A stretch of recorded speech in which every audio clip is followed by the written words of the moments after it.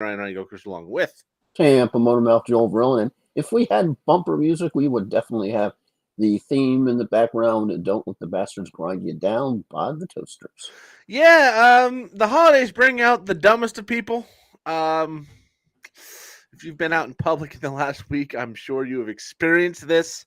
If you have had to work during the last week, I'm sure you've also experienced an extra steady dose of We remember retail. full.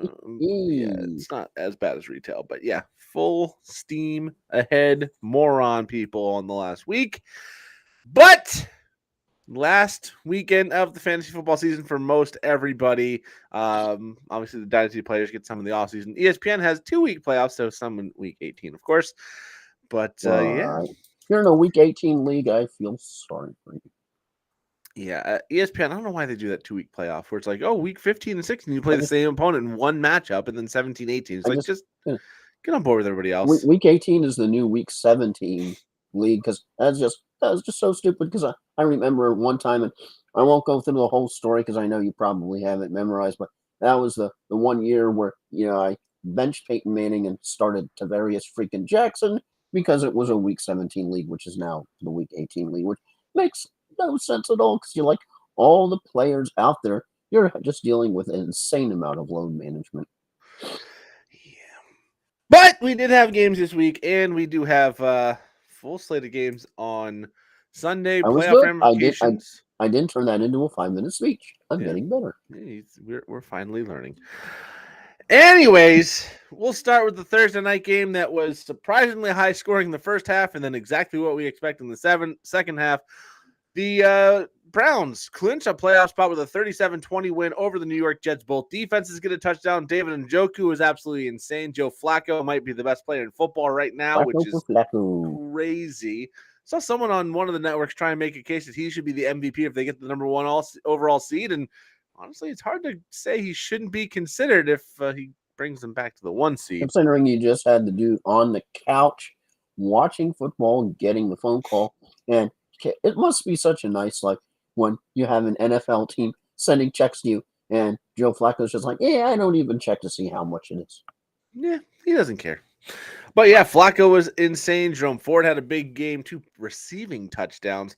For the Jets, Garrett Wilson a little bit disappointing, but Breece Hall very good. Both defenses getting a touchdown in this one. A 37-20 win, and all but 6 points of that game came in the first half. And how about the Browns? If you have to think what they have done, they have now started 4 different freaking quarterbacks, even after paying a dude $230 million. Yeah, the first team to make the playoffs after starting 4 different quarterbacks in 2 or more games in the same season, which traditionally that's one of those stats. Like, yeah, it's a stat, but who the hell's keeping track? Every team that's had to start 4 quarterbacks multiple times is probably really, really bad, and they're not making the playoffs. Of course, we did have some big quarterback news this week. The insanity in Denver when you're trying to figure out what the WTF are you doing? Yeah, we're going to let Russ simmer as he goes to the bench for the remainder of the season. Get pissed off. Yeah, Sean Payton and Russell Wilson do not get along. It's expected that Russell Wilson will be released in March.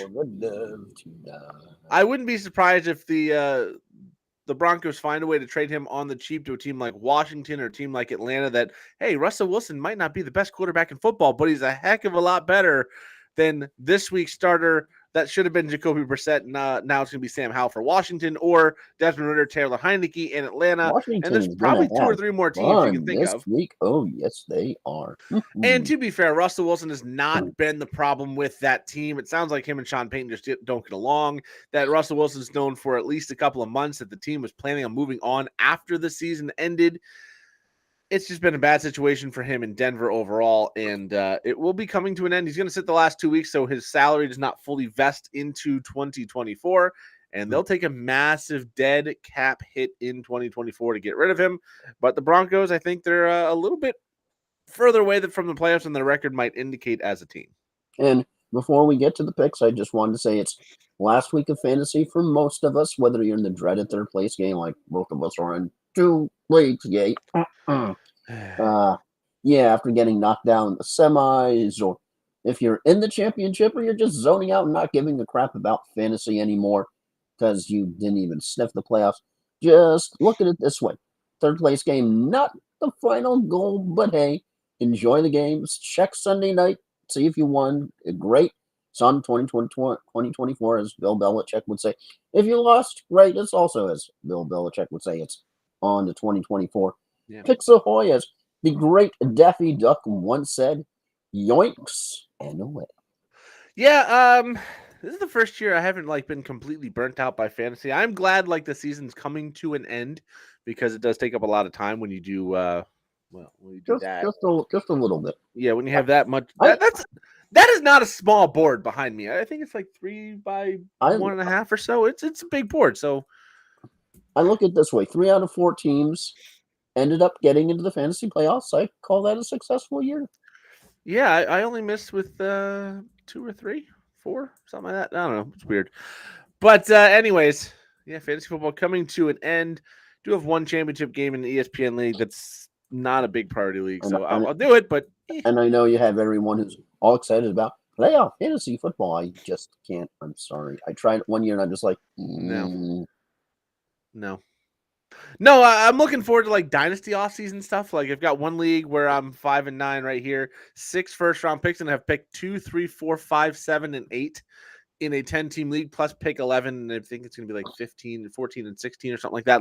It's a full rebuild. I'm looking forward to that. I've got teams that I have to make rebuild decisions or make some big trades. Oh, hey, Russell Wilson getting benched, and I have Anthony Richardson. Jared Stidham era have begun. Yeah. Oh, I lost Richardson, and now I'm losing Russell Wilson, and I only have Josh Allen in a super flex league. I need to go find some quarterbacks with my 0 draft picks until 2026. So that's the fun part of Dynasty. You do have some offseason stuff, but it is going to be nice to not have the daily, weekly grind of, okay, set your lineup. Okay, hit waivers. Okay, set your lineup again. Okay, check how you did on Thursday. Do you need to adjust anything because you have to make up points, or do you want a better floor player, a better ceiling player going into the Sunday because you want to play the opponent? Don't forget, press refresh and swear. Yeah, and then you get to Saturday, Sunday, you're like, okay, I'm good. Oh, what the hell? This guy's tanking. It's the first quarter. He's only got 2 points. What is he doing? He's supposed to have 17 on the day. And then it's going to be nice just to be able to sit back and watch the end of the football season. I mean, the Dolphins are in a playoff race. The Bucs are in a playoff race. So the two of us have that. Bucs might actually be able to get past the first round this year, maybe. We'll see. I mean, they're going to probably have a very tough matchup in round number 1. Please not the Cowboys again. Please not the Cowboys again. Please not the freaking Cowboys again. I think the Cowboys would have to lose out, and the Rams would have to win out for somebody to even have a chance to hop the Cowboys. It's going to be the Cowboys. It's going to be the Cowboys. Unless you guys can't move up. So the winner of the NFC South is going to be the 4 seed. Yeah. You're going to play the 5 seed. Dallas has a chance to wrap that up tonight when they play Detroit. Good way to jump right into the picks because that is the first game we're going to talk about. Detroit at Dallas. Detroit's first divisional title in 30 years and first as a member of the NFC North. Go to Dallas to play the currently 5-seeded Dallas Cowboys. The Cowboys could still win their division, but it seems like a long shot after the loss to Miami last week.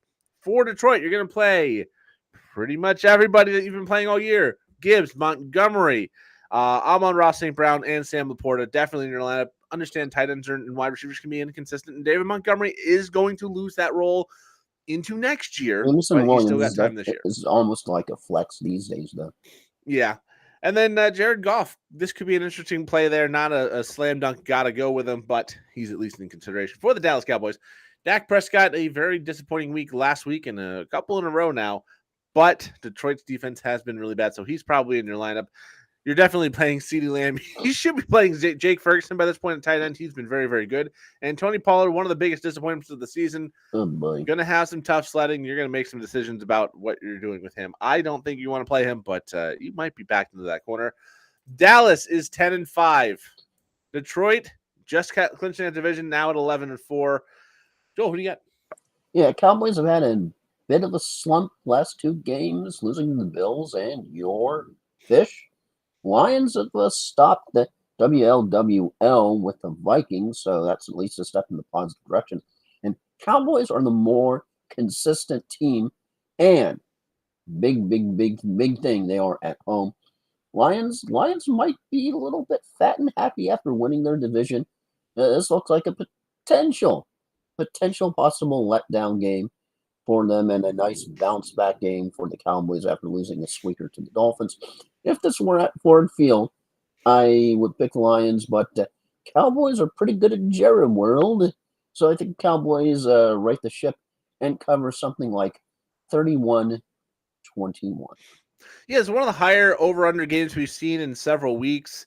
And I completely agree with your analysis of Detroit. They could be just resting on the, hey, we won the division. We're going to the playoffs. First time we've done something cool. Awesome. Let's go.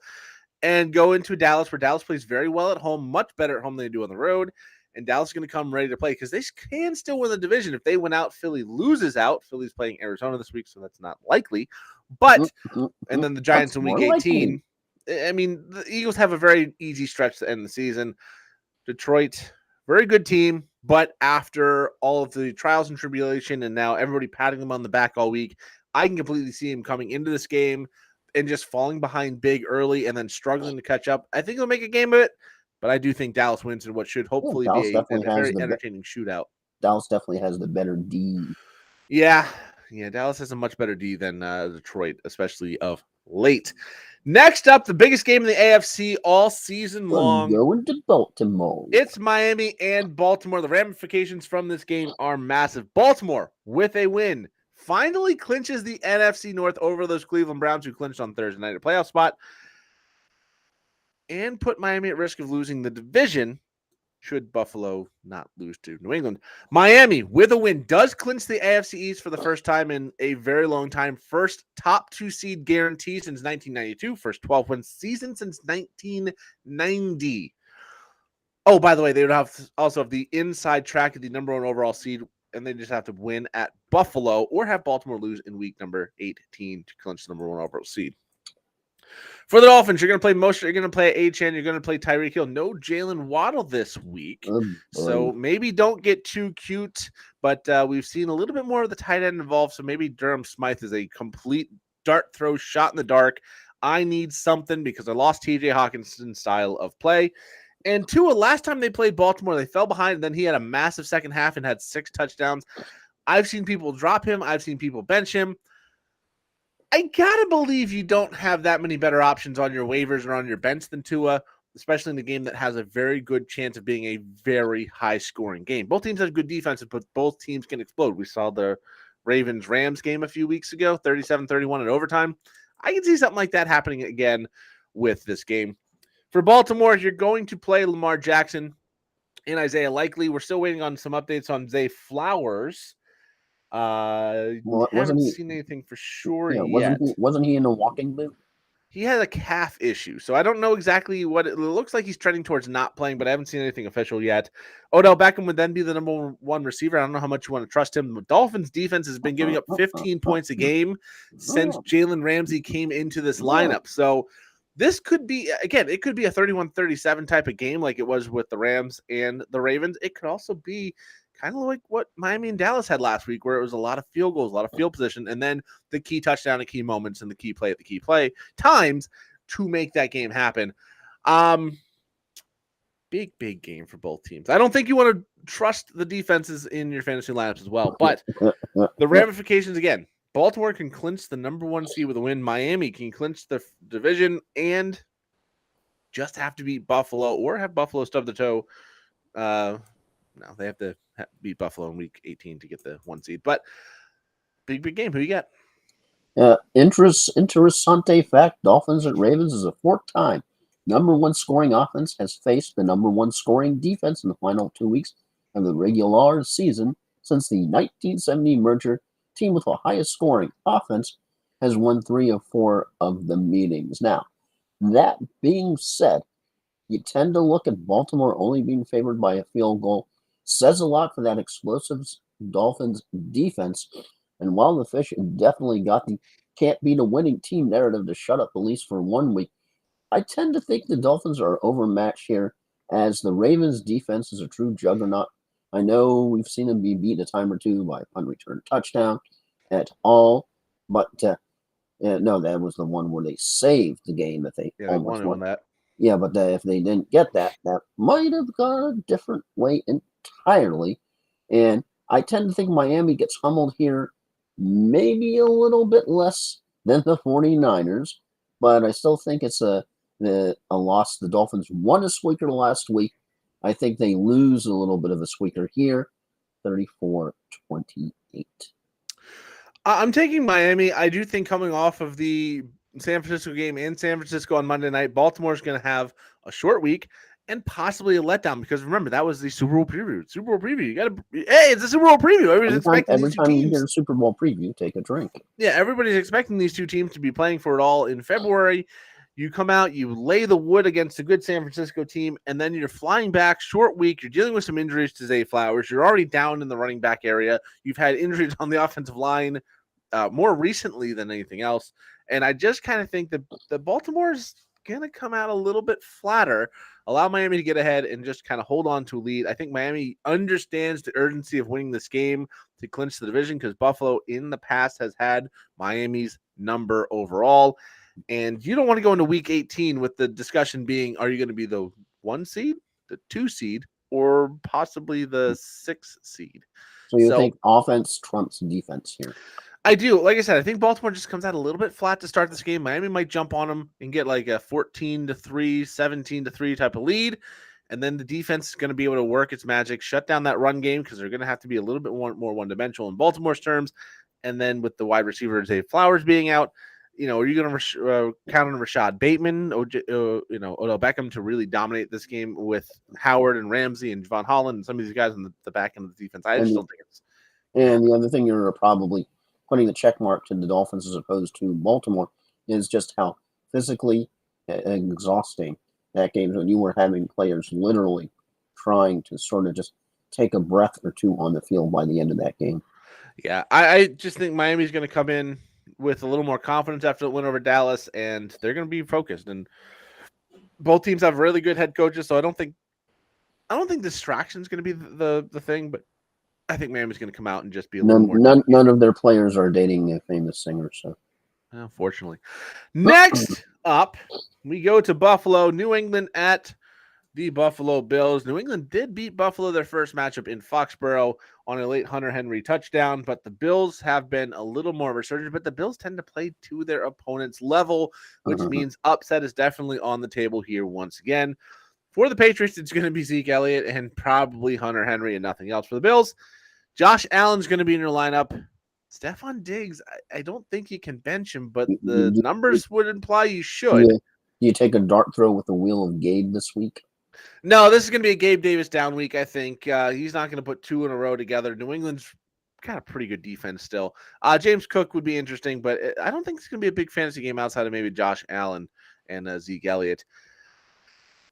And I don't know. The weather could be – it's that time of year where the wind and weather in Buffalo could be just absolutely abysmal. New England, their season's over, but I think Bill Belichick's trying to find a way to screw the Patriots draft pick up because he's out the door possibly. Buffalo, again, they're going to be playing the same time. They won't know Miami's results. Bill Belichick into the game cannot do any better than what Lovie Smith did by winning and going and basically giving the bird. I mean, they gave up the 1 seed and ended up getting him C.J. Stroud, so didn't hurt him too bad. But I think New England could win the last 2 games because they play the Jets in week 18. They did win last week, so they can finish on a 3-game losing streak or winning streak and end up going from like, oh, we were going to have pick number 3 to pick number 9, and that would hurt for New England. That would be an absolute shame to have New England suffer a little more. But definite sarcasm there, I think. Yeah, definitely. Buffalo on the outside looking in with a loss, I think. So a big game for them. There are ways they can clinch with a win this week. Need some help outside of the playoff picture. Again, if Miami finds a way to stub their toe, they win.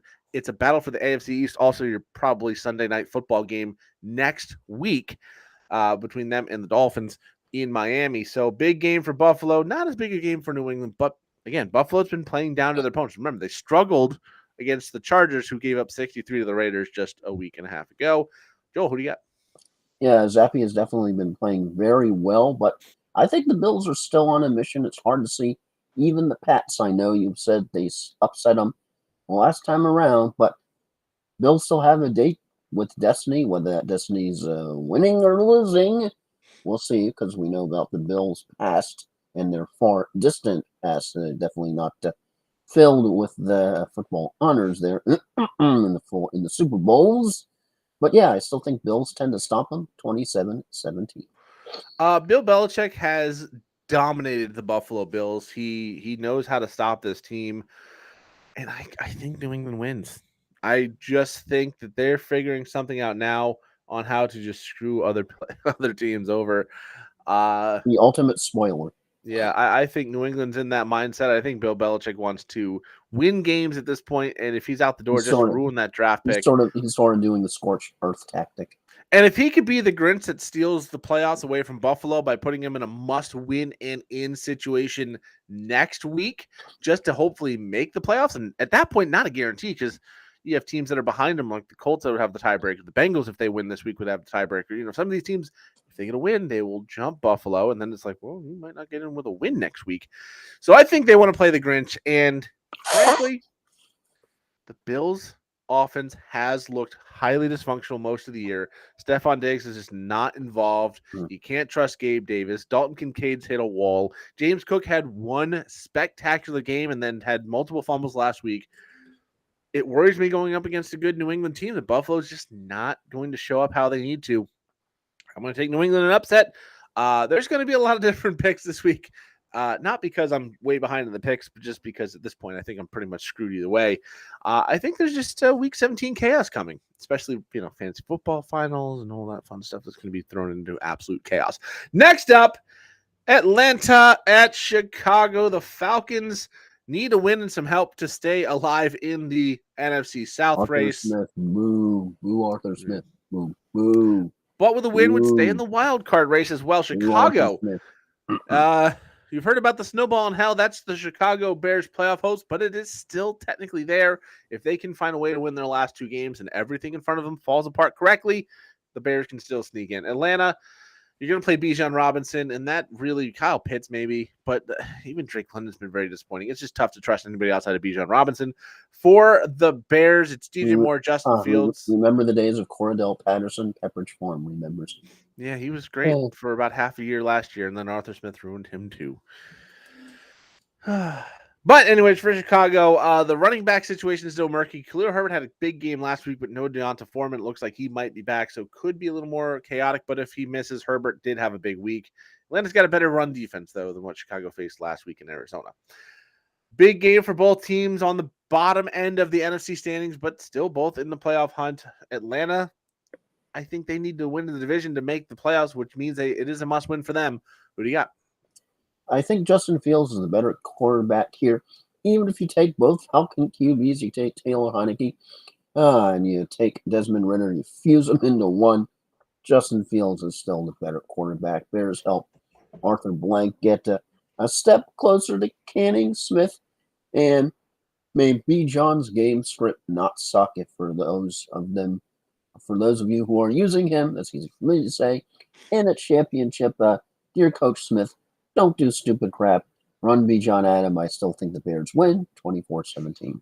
Yeah, I'm taking the Bears as well. I think the NFL world, who is not a Falcons fan, and some of the Falcons fans even, are rooting for Arthur Smith to get fired, and that requires losses. Chicago, of late, since they've made the trade to get Montez Sweat, the defense has been better, and their games have been going better for them. Not necessarily dominant by Chicago, but a lot more confidence. Justin Fields has looked great coming back from the injury. I think Chicago gets a win here. Because remember Arthur Blank's quote that they want to wait to see how the year plays out. That doesn't exactly sound like a vote of confidence to me. Yeah, if Atlanta gets to 9-8, miss the playoffs because Tampa wins out, gets to 10 wins, and they can't catch up in the wild card race, I think they go, okay, we had a winning record, Arthur. We're going to keep you. But if they lose one of their next two, they're the 10 spot in the NFC. I don't think he comes back. And that's the Christmas miracle we've all been hoping for. Little sports info audible for you. What do you think the Chicago Bears do with Justin Fields in the offseason? They're going to have the number 1 overall pick, most likely from Carolina. It just depends, what do they think about a future with Justin Fields? Are they just wanting to marry him as their quarterback? Have they been impressed with his body of work for this year? Obviously, the injury period, without that, that's just a question. And, you got to think, Are they looking at Caleb Williams? Are they looking somewhere else? Are they ready to move on, or do they want to stand pat with Mr. Fields? I think they got to keep Justin Fields. I think he's going into year 4 next year, so his rookie deal, he's going to have to make the 5th-year option decision soon, but he's still going to be cheap. I think he needs some more pieces around him, though. And that's the thing. They have the number 1 overall pick. You saw what they did last year, trading away the number 1 pick, getting DJ Moore, who's been instrumental in this team. They have a lot of draft picks once again. They're still going to have a top 10 You have pick. a true number 1 and number 2 and a slot. Justin Fields could be freaking awesome. I mean, you've got DJ Moore, you've got Cole Kmet, you get a decent number 2 wide receiver in free agency, and then draft a rookie in the 2nd, 3rd round that pans out. I mean, like a Rashee Rice. I'm not saying you need a Justin Jefferson type, but a Rashee Rice, a Jordan Addison. AB is available. But I mean, even like a Jonathan Mingo, something you get in the 2nd round, develop a little bit to be a depth receiver. I think he's going to be just fine. Help this defense. But if you trade, especially if New England does win like 2 or 3 in a row, trade that pick to a team like Washington, to New England, to Arizona if they want it. Get a cachet of players and picks back and just keep building through the draft. I think they're doing a pretty good job overall, but I worry bad organizations who have been run poorly, which the Bears have been, they like to knee-jerk, pull the plug on coaches, pull the plug on players and quarterbacks too quickly. And I worry they're going to do that with Justin Fields, who does not seem to be the problem with that team. That's the thing that's also is plaguing the Buffalo Bills, because Stephon Diggs doesn't have a true number 2. Yeah. And I spent the last few days with a Packers fan, my brother-in-law, Rob, who is a Packers fan, always has been. He wants them to re-sign Justin Fields to a long-term contract. So apparently the rest of the division doesn't see it as a slam dunk. You got to keep him play. I think it's just the Bears have a lot of other problems, and Justin Fields doesn't fill that gap. But we'll move on to a very big game, not for Tennessee, but for Houston. Houston hosting the Tennessee Titans. They beat the Titans 2 weeks ago, 19-16, without C.J. Stroud. C.J. Stroud expected to be back, so Houston should be firing on all cylinders, minus the Tank Dell out for the season injury. The Titans, Derrick Henry had a pretty good week last week, so you're going to still play him, but that's about end of list. You might get DeAndre Hopkins if you're desperate, but Will Levis is going to be back this week. It's really Derrick Henry and nothing else. For Houston, C.J. Stroud should be a good option. Nico Collins a good option. Devin Singletary. He's the running back for Houston now. He should be at least considered. Damon Pierce noises. Yeah, he had a nice kickoff return touchdown though last week. So that was something if you had to play Dameon Pierce, if it counts for your league. Yeah, if it counts. Yeah. Houston at 8-7, one of 3 teams in the AFC South at 8-7 with Jacksonville and Indianapolis. Tennessee is 5-10. They're already eliminated. So big game for Houston. With a win, they set up a pretty certain win and in game against the Colts next week. Nobody had Houston in the playoffs if you weren't a diehard Houston fan entering the season. So great season for Houston. Even if they lose out, a great season for Houston this year. Tennessee, they're going to be turning the page on Derrick Henry after the season. They're going to be probably turning the page on a few other pieces that are older. Ryan Tannehill for sure is not going to be back. So Tennessee might ride Derrick Henry into the sunset the next couple of weeks and then say goodbye to the beast. Joel, big game for Houston. Does Tennessee play spoiler, or does Houston move that much closer to a playoff spot? I think with Stroud back behind center, it's a slam dunk that the Texans pull out a close, needed win. I say 2017. And on the other side, I think that the fight that the Titans have shown in the last couple of weeks, upsetting the Dolphins, being competitive, even with the quarterback change insanity going on here, even without maybe not having a solid QB leader behind center, Will Levis arguably better than Tannehill. Tannehill came back and sort of, but I think that's shown enough for Vrabel to get another year. Yeah, he should be back. Houston should win this game. But Vrabel, unless he wants to go to New England with Bill Belichick leaving, if that happens, I don't see a way they let Vrabel walk out that door if they have any control over the situation. If Vrabel's decided to move on, then that's a whole different thing. But I'm with you. I'm on Houston. Keep in mind, Jacksonville, Indianapolis, both dealing with their own problems. Indianapolis, tough matchup with Las Vegas. We'll talk about shortly.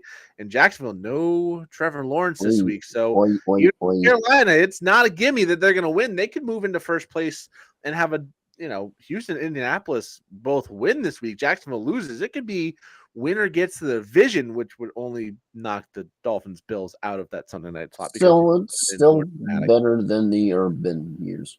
By a lot.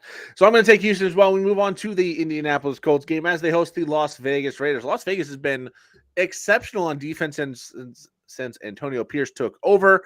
And Josh Jacobs is going to be a true game time decision. But I think if Josh Jacobs plays, he is a must start. If not, Zamir White was great in relief last week. I think with this matchup, he is a must play as well. You can't bench Devontae Adams. And that's pretty much it for the Raiders. For the Colts, Jonathan Taylor, Michael Pittman going to be in your lineup. Gardner Minshew is an interesting streaming play. Aiden O'Connell with the Raiders could be desperation time play, but I really think you stick to the number one receiver and the number one running back for both teams. And for fantasy, you move on. Vegas still has chances to win the AFC West if Kansas City can find a way to lose out playing Cincinnati. Josh Jacobs has to definitely be one of the biggest letdowns of the draft. He had his moments when he was really bad, but he kind of turned it around, so he's not been as bad. But for overall, the Colts, they are the 7th seed right now. A win will keep them in that position. If not, pending Buffalo and pending some other games, move them into a much better situation.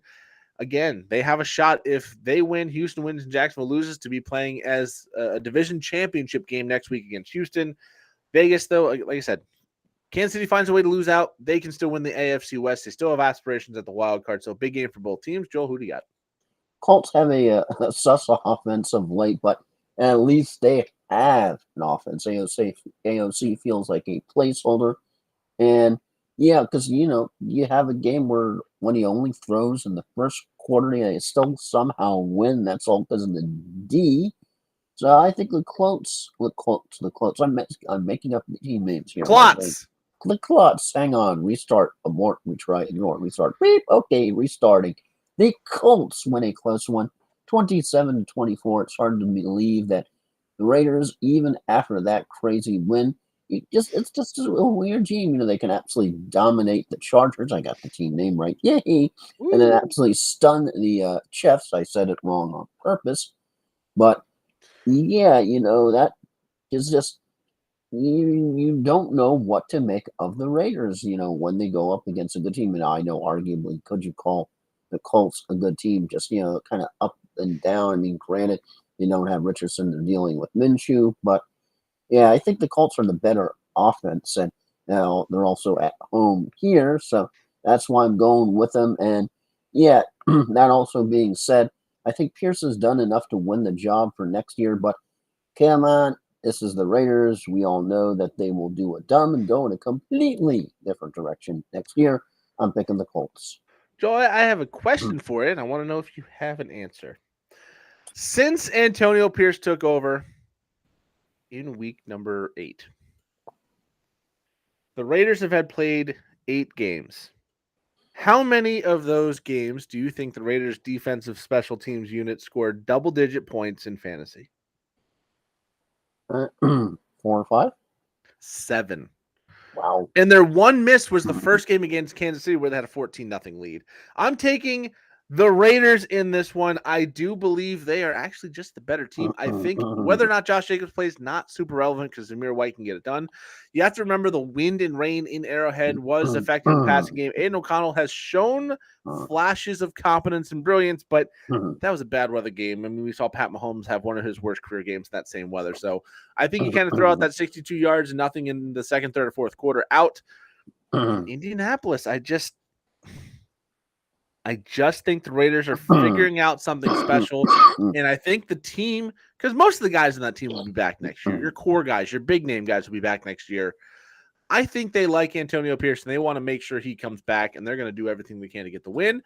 And they might believe after dominating Kansas City offensively that there's a decent chance Kansas City loses to Cincinnati, and then in week 18, maybe they have a shot at the division. So I think Las Vegas plays well and gets a well-deserved win. And I think the defense leads the way again. They've had 4 touchdowns the last 2 weeks. Defense is your offense. Yeah. If your defense is scoring points, you're probably going to win unless the other defense is all scoring points. There you go, Jets. Next up, Carolina at Jacksonville, a cat battle.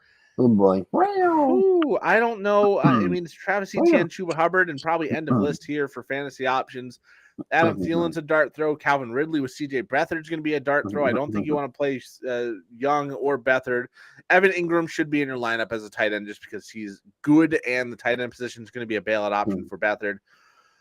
Oh boy, this might be the worst game of the week for offensive competency. We did see Carolina have their best week against a very bad Joe Barry run Green Bay Packers defense last week, so maybe they'll figure something out. But Carolina right now holding that number 1 overall pick that goes to Chicago. They can find a way to pull an upset. The draft order goes into a little bit of chaos. Jacksonville, you expect Trevor Lawrence back next week, so a loss here would be devastating because, again, if Houston and Indianapolis win, Jacksonville cannot win the division, and they have to hope to sneak in as a wild card team. Not something I don't think they're going to do, just based on the rest of that AFC being so tight. So, big game for Jacksonville. Not as big for Carolina, but I think they want to play some spoiler and see if what they've got in Young and Mingo and see what they've got going forward. So, who do you got? Jags in a 4-game spinning spiral right now. They're flying as the Panthers just might be what they need to right the ship. If their hobbling offense, even more hobbling now that T-Law is not going to play, and somehow get the ball to Ridley, somehow, anyhow, I don't know how, but somehow just throw him the ball.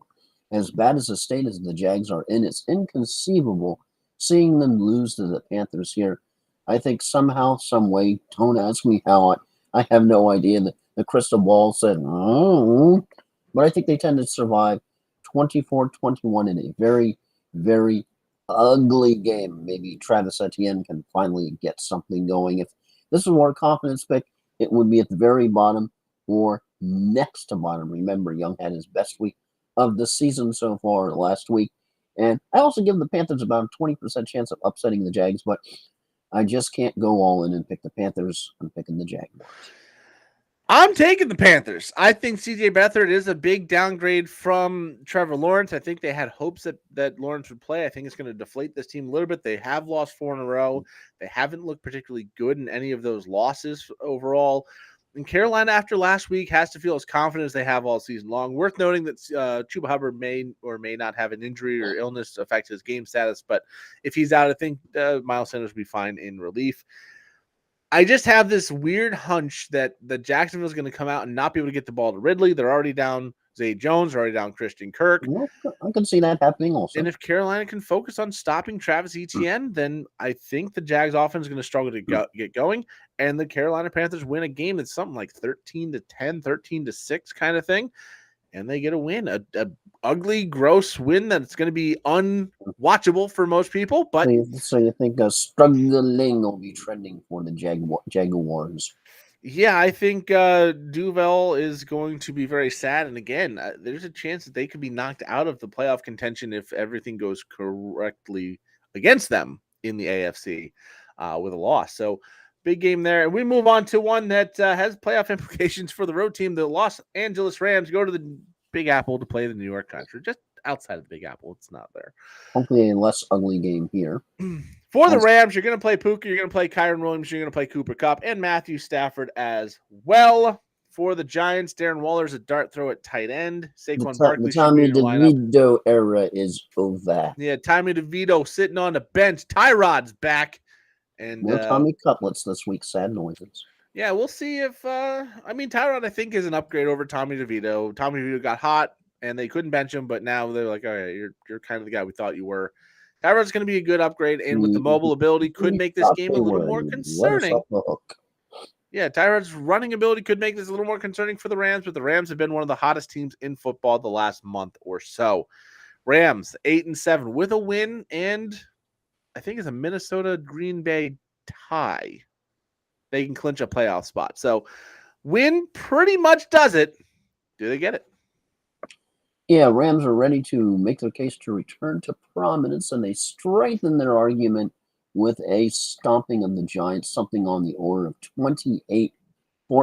And Puka trend definitely going down. Doesn't sound like he's going to start this week. So instead, it's going to be Free Kupp is trending up, Puka trending down.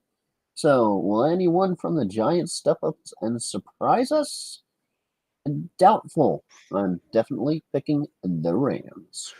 Yeah, you take the Rams. I don't really care if one of the players, Puka, misses. I don't think he's supposed to miss. I think he's just going to be limited. But even then, that just means Cooper Kupp's going to be great. The Giants defense cannot stop this offense.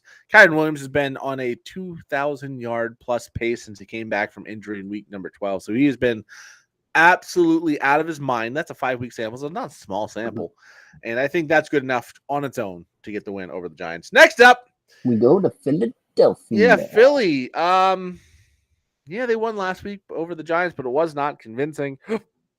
Arizona, 3-win team. Hopefully for them, still trying to battle for that number 1 overall pick. We'll see what they do with that if they get it with Kyler Murray. Kind of same Marquise situation. Brown on IR. He's done for the year, kids. Yeah, we'll see what the future leads for Kyler Murray because Arizona's going to probably have a top 2 or 3 pick at worst, if not the number 1 overall pick.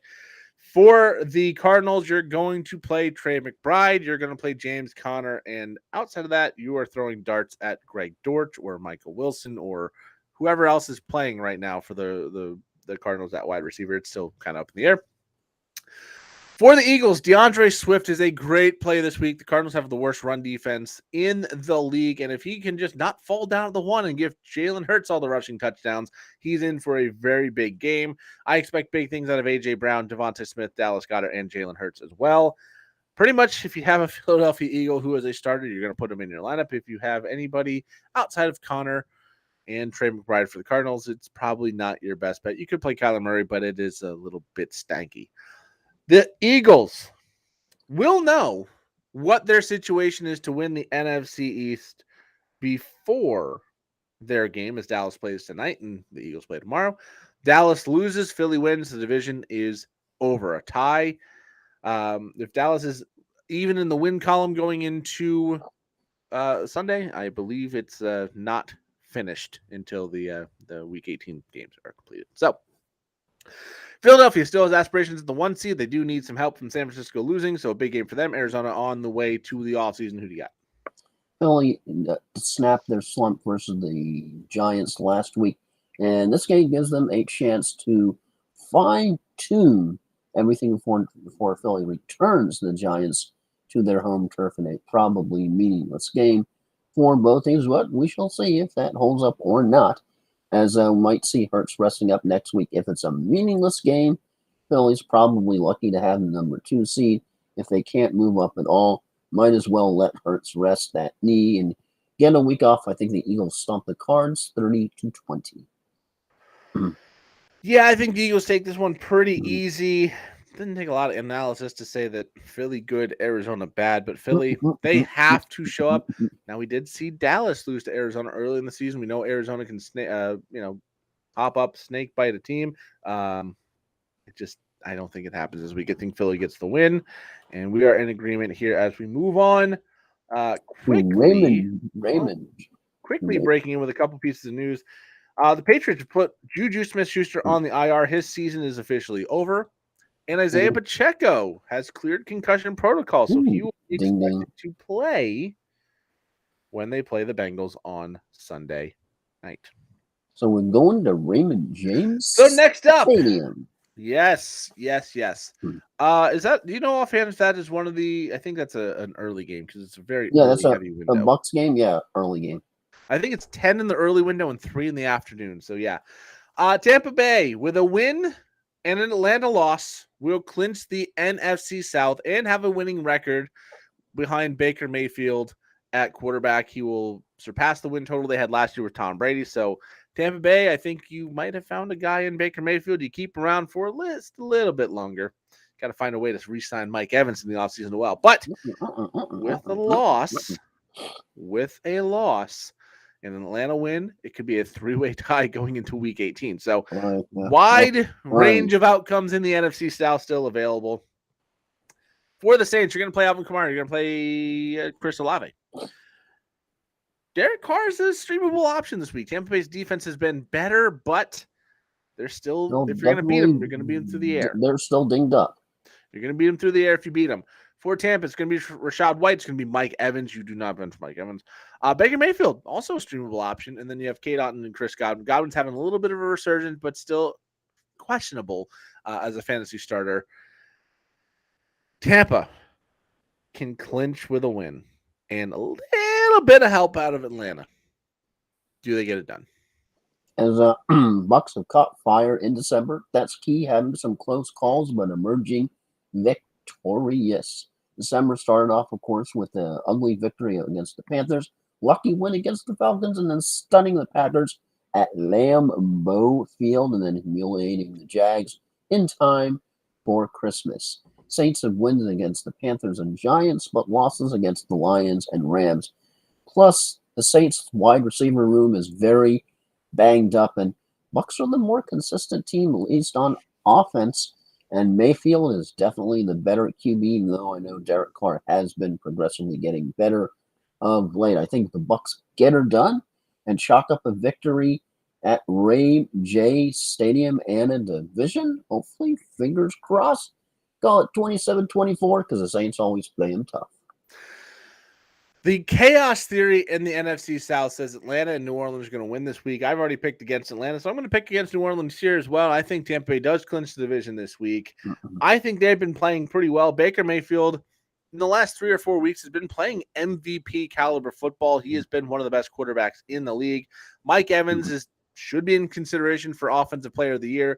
The perennially undervalued wide receiver, but I mean, you look at him, he's got stats that are on par, better than Devontae Adams the last 5 years. We think Devontae Adams is the top 3 wide receiver, but we think Mike Evans, he was going in the 7th, 8th round in fantasy drafts. Like, for whatever reason, Mike Evans is not viewed that way, but he absolutely should be. He's been unreal this year. I think Tampa Bay does find a way to get it done at home, and with the Atlanta result, I think they win the division and have a nice, comfy Week 18 against Carolina where they don't even have to play their starters. And we go to the crappiest field in all of the NFL. It doesn't all of the land. And it will not be Jacoby Brissett as we were expecting. Sam Howell will be getting the start because of a hamstring injury. Brissett doesn't even have hot water sometimes. Yeah, Brissett found an injury during the week. It's San Francisco at Washington. San Francisco coming off an embarrassment against a very good Ravens team, gets the worst pass defense. I feel sorry for the Commanders here. The Commanders, I think we can both just say they're going to get stomped in this one. Brock Purdy, after his worst game as a professional, he's going to unload. CMC, he's going to be great as normal. Debo, Ayuk, Kittle, all in your lineup again. Probably 3 out of 4 will be great. The other one might not be as good, but I think this is a week where they just unload against Washington. For the Commanders, is maybe Brian Robinson, who's coming back from injury. And if you're really desperate, Terry McLaurin is still a good player. He just didn't have good quarterback play. And Logan Thomas, the tight end, is desperation.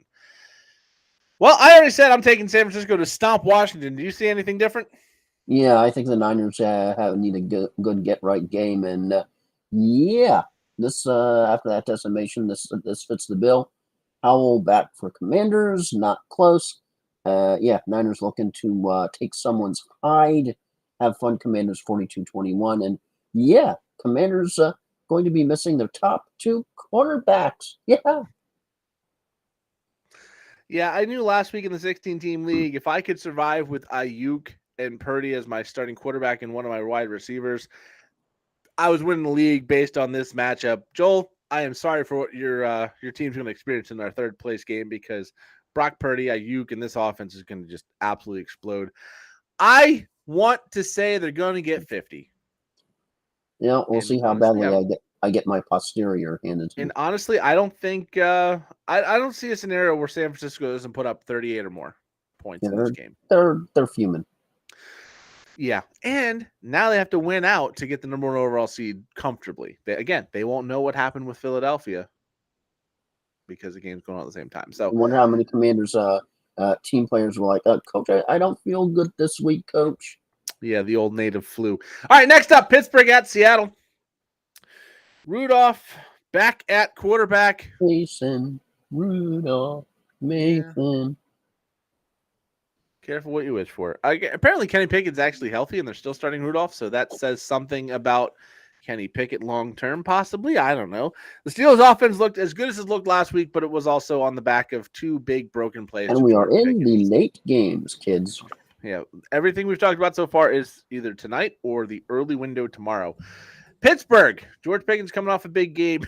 I don't know if you want to ride that flame, but Seattle's defense is not great, so it might not be the worst thing. Deontay Johnson in consideration as well, as are Najee Harris and Jalen Warren and Pat Fryermuth, the tight end start throw. For Seattle, DK Metcalf, Tyler Lockett in your lineup, as well as Ken Walker, should he play. I believe he's supposed to. There was one that was questionable from that team, but I can't. It might have been Walker. Keep an eye on the injury reports, though. If Walker misses, Charbonnet should have a good game here as well. Yeah, because they were talking Charbonnet, definitely a good play if Kenneth Walker cannot go. Yeah, Seattle and Pittsburgh both 8-7. Again, I think it requires a tie between Minnesota and Green Bay, but things can go correctly for Seattle to clinch a playoff spot this week. Pittsburgh, Mike Tomlin's never had a losing season. They would have to lose out from here to get that. Baltimore next week and Seattle this week is very tough, but Baltimore, should they win, might not have anything to really play for. With a loss, I think Pittsburgh is done. I think they're out of the playoff mix altogether, and Seattle with a loss would be in a dogfight in week number 18 for that last spot. So, Joel, who do you got? Yeah, it's a game where everything matters to both teams. Seahawks riding high after stunning the Eagles and taming the Titans, and Steelers absolutely stunned the Bengals. And but I think Gino's the better quarterback here, and don't count on Pickens going off 2 weeks in a row. Something about that formula doesn't add up as sustainable, and have to give the edge to the home team here. I say Seahawks 2017. Yeah, I got Seattle as well. I do think those couple long plays to George Pickens where he breaks out of a slant route and goes 80 yards, stuff like that's just not going to happen every time. And Mason Rudolph, we've seen in the past, is not a consistently great quarterback. So I think Seattle gets done, and we move on to Easton Stick versus Jared Stidham. Oh, boy. Jared Stidham did follow. Imagine somebody Carr somewhere in 2 quarterback leagues has a starting Stick, and they're starting Stidham. It's gross. For this fantasy game, Austin Eckler, no Keenan Allen in this one, so it's going to be Austin Eckler for the Chargers. And if you consider everybody else, you're probably a fool. The offense is everything Denver, is just Austin Eckler for pretty much the Chargers this week. For Denver, is Courtland Sutton through with the concussion protocol yet? I don't think so. Yeah, no, I haven't heard anything yet. I will. He is officially out. So he's been ruled out. He's on my 16th here. I'm going to change that while Joel does his pick here. But Jared Judy's, I think, supposed to be out of this game. So it's Javonte Williams and Austin Eckler is the only real startable assets in this one. Play your defenses. Denver and the Chargers defenses should be available in some leagues to play because it's going to be ugly. Yeah. And yeah. Anyways, with all of that said, Joel, it's a big game for Denver who can still make the playoffs winning out. Who do you got? Just an ugly game warning, all the ugly indicator lights flashing off and going siren-y as Broncos have the better team, if not the better quarterback after this week's insanity of benching Wilson that we're still trying to scratch our heads and going, hooky dookie. I think the Broncos edge out a close one as the Chargers have the Chargers have a little bit more fight in them. But I still think Broncos are the better team. Say 17-16. Broncos. I'm going to take the Chargers. I liked what I saw out of the Chargers with the fight last week against Buffalo. I think this interim head coach has him going the right direction. And frankly, Easton Stick is now in his 3rd start, whereas Jared Stidham is his 1st start with Denver. You're just saying they really stick to it. Yeah, I hate to say it, but this is a turd game. I'm going to take the Chargers because, frankly, I think benching Russell Wilson is giving them a scapegoat, not the cause of their problems, and they'll get the reward for doing something that kind of foolish. Again, Russell Wilson hasn't been spectacular, but he hasn't been the problem on that team, so I think the Chargers get the win. He's been better this year than last year. He's definitely made progression. I think he's got like a 26-8 touchdown to interception ratio, and he was on pace to be about 3,500 yards or more. Not great, but not bad. I mean, Denver doesn't have a good wide receiver outside of Courtland Sutton. Jerry Jeudy was supposed to be on the trade block.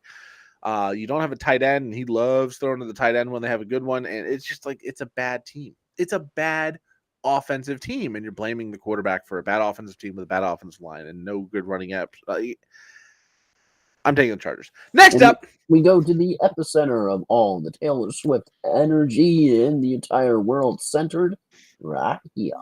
Yes, we go to Kansas City. Cincinnati going to town to play the Chiefs.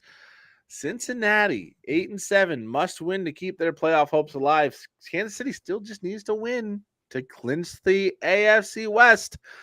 And depending on some of the other outcomes, it could lock them into that number 3 overall seed and give them hopes at least maybe number 2. If Miami loses, they win out, all that stuff. So a lot of implications for both sides. For the Bengals, Mixon, Jamar Chase could be back. And if Chase is back, I think that eliminates Boyd. Higgins is on the radar as well.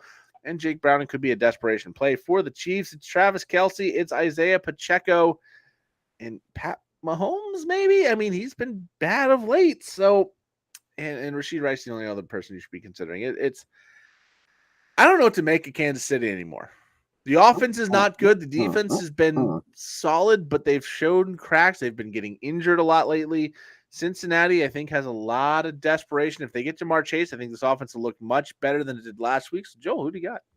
Yeah, the Steelers just absolutely stunned the Bengals last week. They were just going, what the bleep is going on here? As Chiefs need to really get things right before the playoffs, or they won't make it to the conference championships. Never mind the freaking Super Bowl.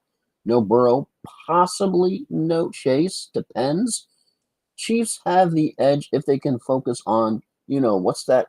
Oh, yeah, football and getting back to what is more important than all the insanity sideshow distractions, not just singers, but receivers stepping off sides and quarterbacks absolutely losing it on the field and then losing it in the press conference. Then you have Travis Kelce slamming down the helmet last week. The Chiefs need to find their center. They are way off center right now.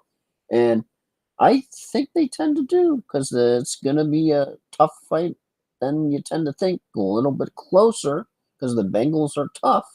But I still think the Chiefs get her done somehow 24-23. If Burrow were in, if Chase were in, if you had all hands on deck, I might pick the Bengals, but I'm picking the Chiefs here.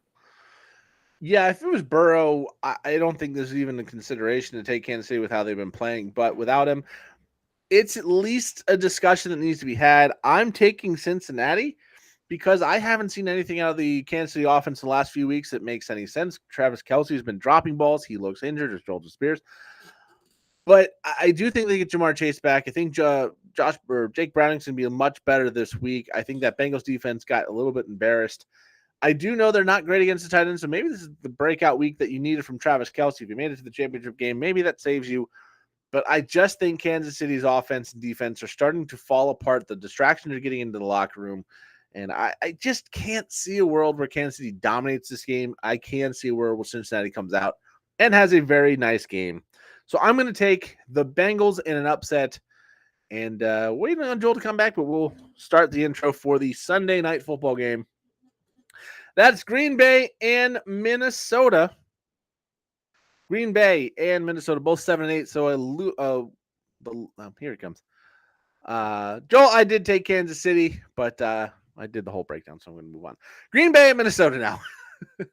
Both teams at 7-8. Loser is out of the playoff race altogether. Winner still has a chance. Oh, you're not taking the Bengals? Oh no, I am taking the Bengals. Sorry. Okay. I am taking the Bengals. I got confused. I was saying things. But yeah, I'm taking the Bengals in what should be a very close game, but I just don't trust them. And we go to land. Yeah. A tie has a chance of eliminating both teams. So that is the worst result for them as a tie because they could both be out. But that would be so. Losers out, winner still has a chance. The Packers, Aaron Jones and Romeo Doubs are probably your best bets. There's a lot of injuries to the Green Bay receiving core. Doubs seems to be the last man standing. And then Tucker Kraft could be an option as well, but the Vikings have been pretty good. Jaron Hall is going to be the quarterback for the Vikings, so temper your expectation, but you're not benching Justin Jefferson, especially with the loss of TJ Hawkinson. If Addison's back, he should be good as well. And I would say Ty Chandler is still going to be your number one running back for this team, but tread lightly. Yeah, very lightly. Winner has a chance. Loser is out. Joel, who do you got? Vikings have the best wide receiver. Pack has the better quarterback. And while this game is for all marbles division-wise, neither of these teams really look strong enough to get past the divisional round. Even questionable get past the wild card as Packers enter the game with a single uptick. Well, just the opposite for Vikings, a little bit of a downtick.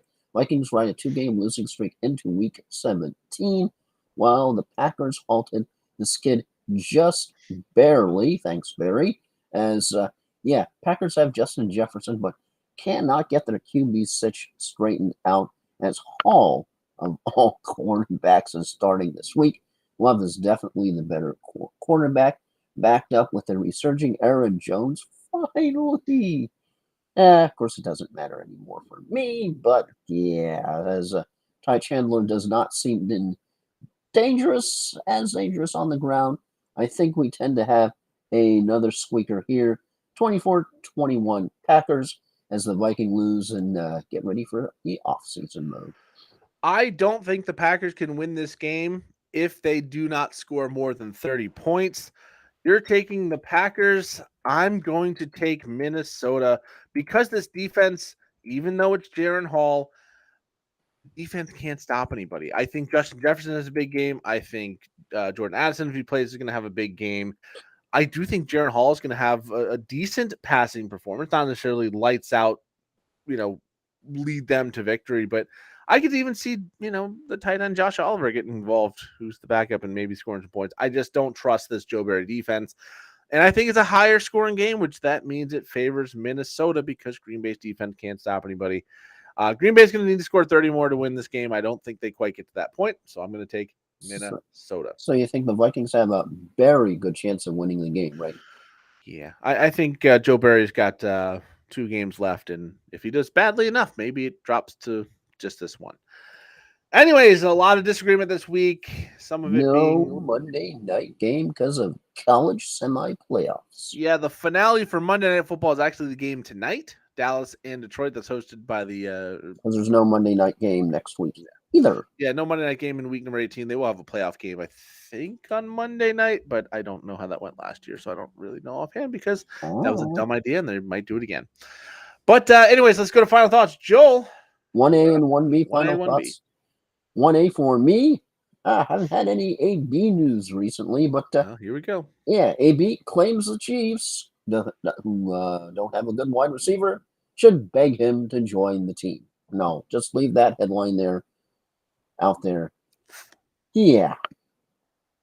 Okay. Yeah. 1B. Because you need more dysfunction on the Chiefs right now.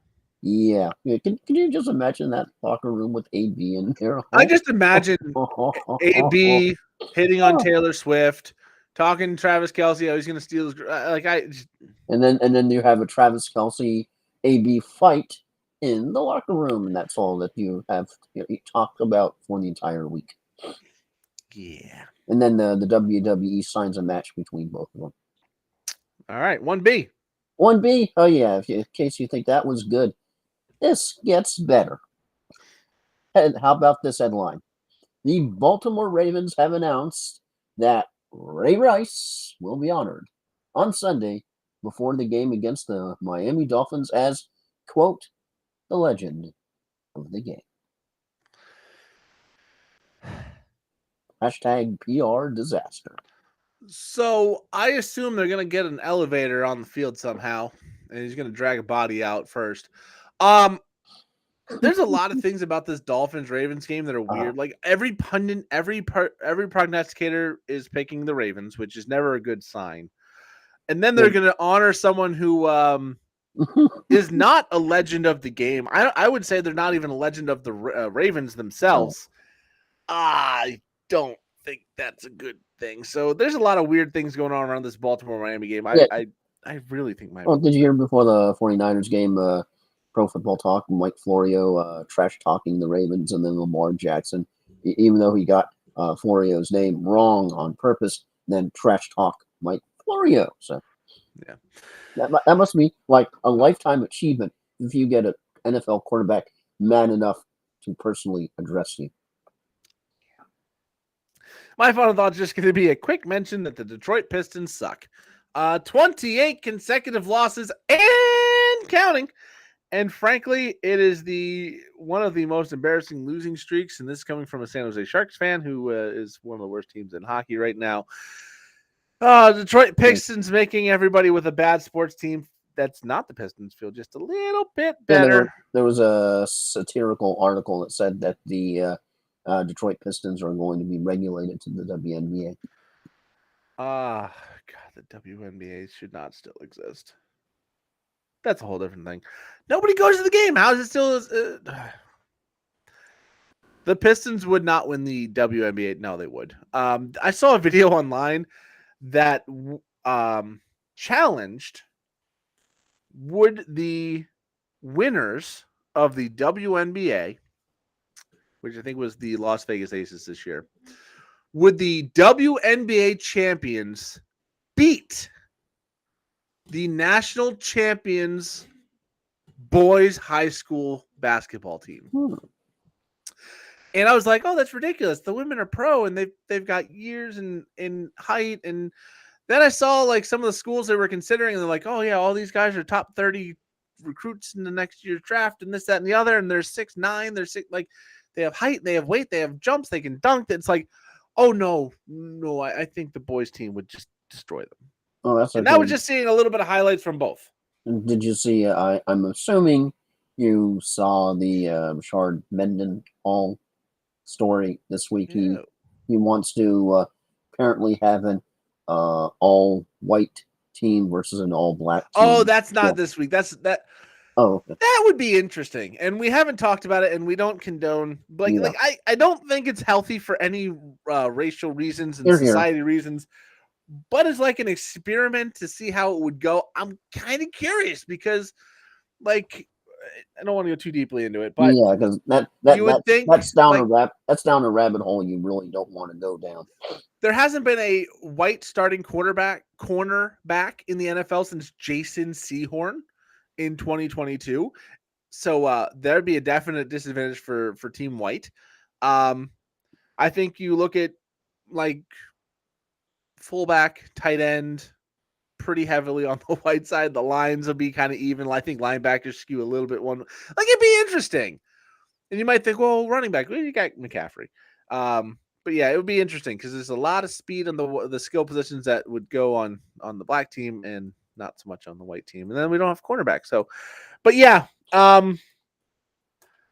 if there was a way to do that where it wasn't like a race war, I wouldn't mind seeing it, but at the same time, I don't think there's a way to do that. how things tend to spiral out of control, even if it's not intended to spiral out of control. If that's a I think if you do that game, I think if you do that game, there's going to be a Klan rally at the tailgate, and that's the problem. I don't think the game itself would be bad. I just think the people around it. Yeah, you know, the ones, the ones that are march on either side. Some knucklehead somewhere is like, yeah, let's start a protest. Yeah, you'll have a Klan rally, you have a Black Panther rally on the other side of the tailgate. And it's just, I don't think that would be good. If it's TV only, do like a 2020 game where it's just, cardboard cutouts in the stands and a camera crew and an announcer. I'm good with it. Let's do it. But if it's an in-person thing, it's like, oh, you remember the last time we had a race riot? What was it Rodney King in the 80s? Yeah, that's going to be the tailgate.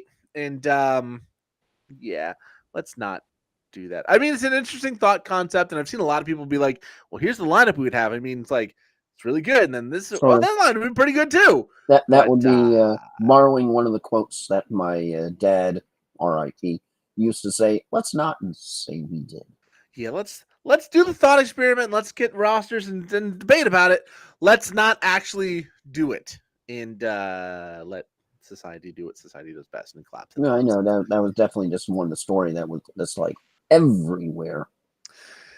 Yeah, interesting thought concept. Let's not see how it actually plays out. Anyways, that's our time.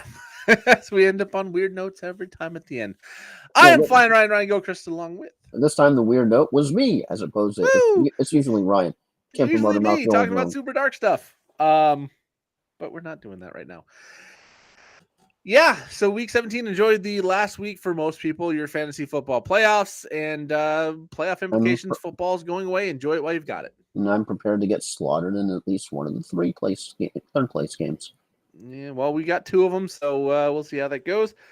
But with that, one more week of the regular season left, and then the postseason, and then it's the off season where you don't have to see your faces and hear our voices for a while. And with that thought in mind, we gone.